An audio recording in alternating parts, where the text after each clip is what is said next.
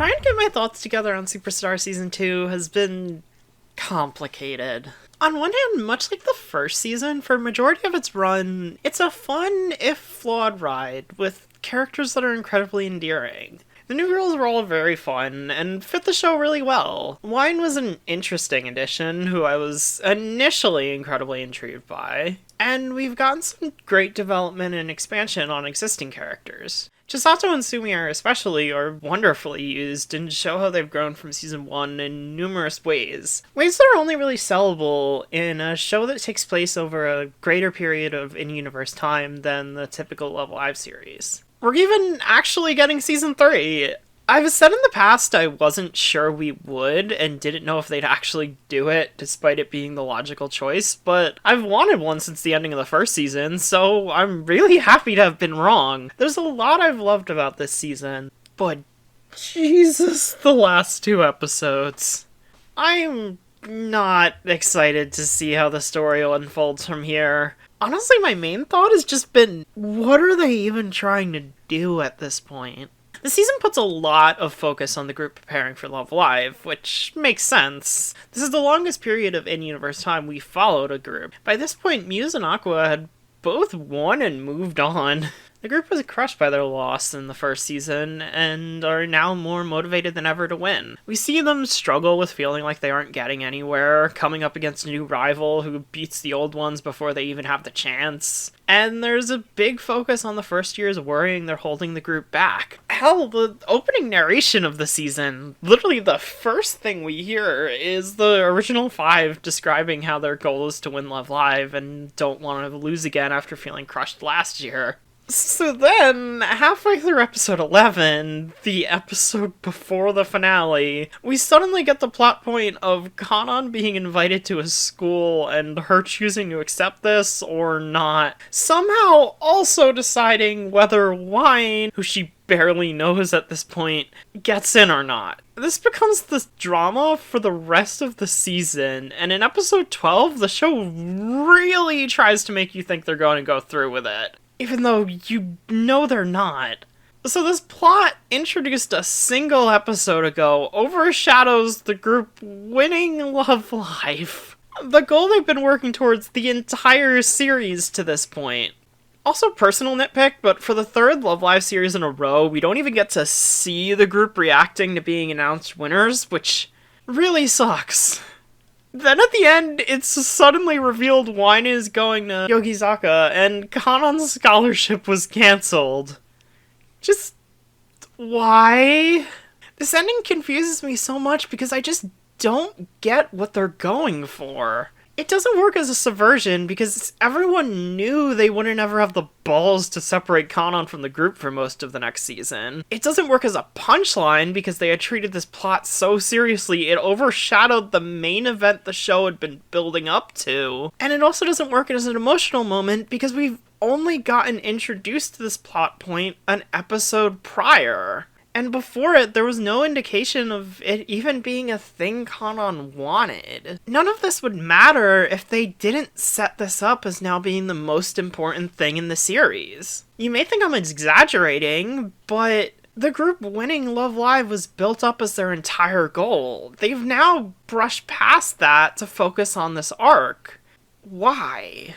I want to be wrong on this. I so badly want to be proven wrong, but what can they possibly do during the start of Season 3 that would make upending the entire story of the series up to this point for this arc justifiable? There's a couple routes I can see them going. Wine is obviously going to join Liella eventually, and she's going to their school. It's very strongly implied Kanan only got the offer anyway because Wine's parents wanted her to learn from Kanan, which makes no sense whatsoever because they've never even met her, but whatever, fine.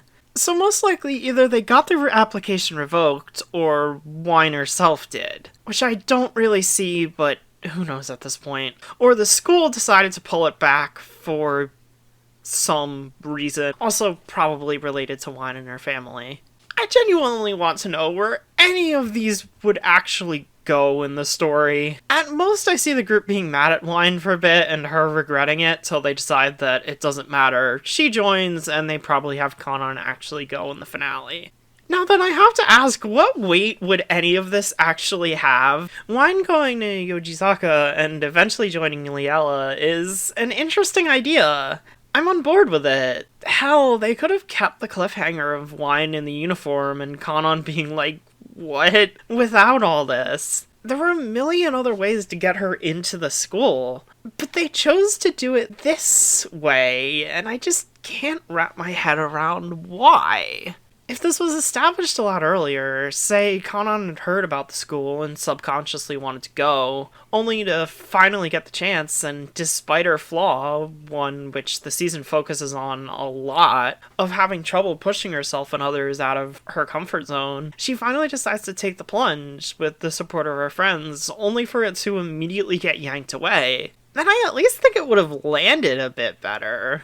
But the problem is we didn't even hear about this school until the plot came in. In the second to last episode, I have to add, Kanon never showed any interest in going, and her reasoning was more not wanting to miss an amazing opportunity than being that passionate about the school. So how mad is the group even realistically gonna be?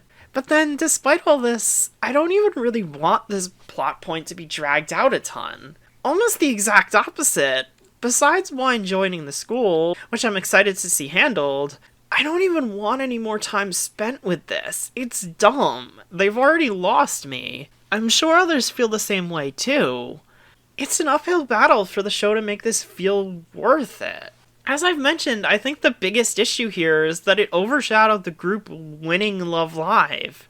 I've seen people say, well, the big thing is going to be them becoming the first back-to-back winners, which is something the show has at least mentioned before, but if the first time didn't even matter at all, how are they going to make the second one impactful?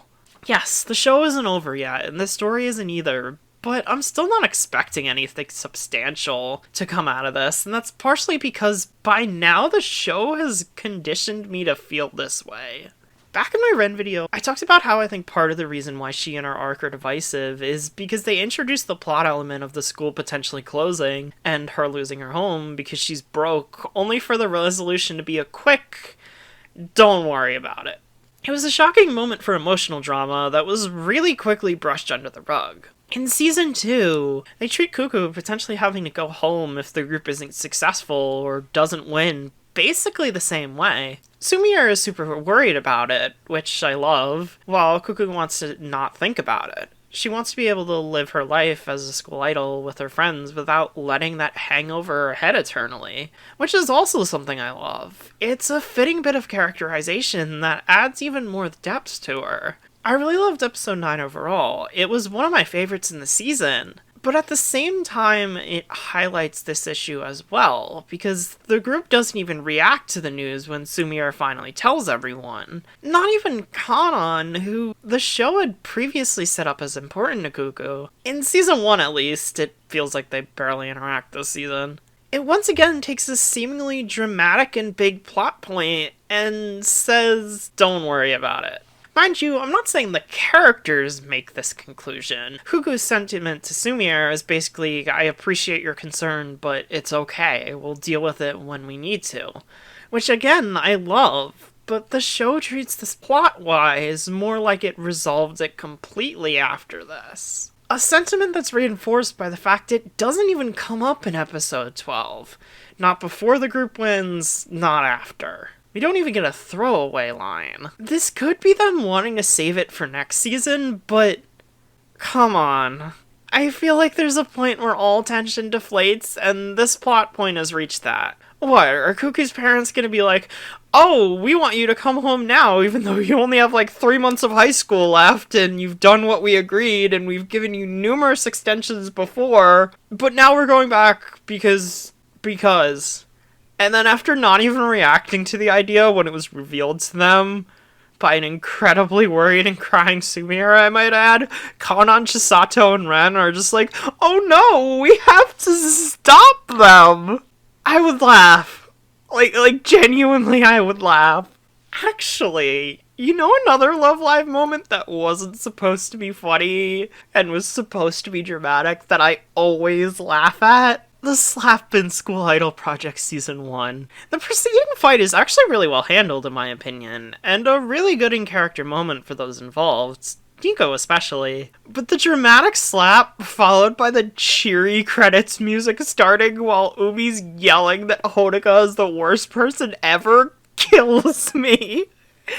It's so over the top, it feels like something out of a parody. I love it. That arc, flawed as it was actually set up prior to it starting, got a decent amount of time devoted to it, and had a satisfying ending that did feel like it at least developed the characters and group. Despite its flaws and eye-roll-worthy moments, I still can't help but smile at stuff like Honoka and Umi's talk in the empty auditorium, or the group performance of Start Dash that perfectly bookends the season. It's not very good, but at least for me, it leaves me thinking about why I love this series in spite of the times it swings and misses. The Kotori leaving arc did this. We're at a point where they did the Kotori leaving arc, but worse. Probably the most derided part of School Idol Project Season 1. And I would say a big reason Love Live is seen as, not always positively, the cute girls doing cute things show with drama. And Superstar not only did it again, but rushed it. Had it overshadow the group actually winning Love Live, which I once again stress was their main goal for the entire series, and ended it on a note that more than anything has just highlighted the season's flaws. Stuff like Kanon being the center of everything to the detriment of the other characters, and plot points being brushed under the rug, have been divisive talking points throughout the season, and this ending just made them even more egregious. It took an arc that was already not very well regarded and did it worse. How did we get here? The story isn't over yet. We haven't seen the ending, but I just don't see any possible route that could make this all feel worth including at all, let alone satisfying. Maybe I'll be proven wrong. Maybe Season 3 will develop and end this arc in a moment that's as satisfying, fitting, and enjoyable as the group performance of Start Dash was. I so badly want to be proven wrong in this case, but I'm not holding my breath.